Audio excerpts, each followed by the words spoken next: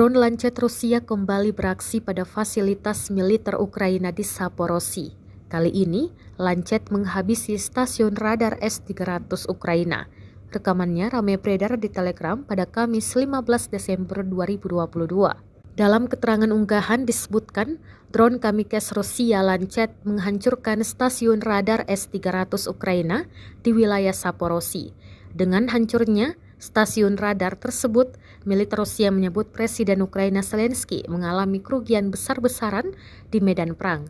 Diketahui peperangan Ukraina dengan Rusia makin sengit di wilayah timur.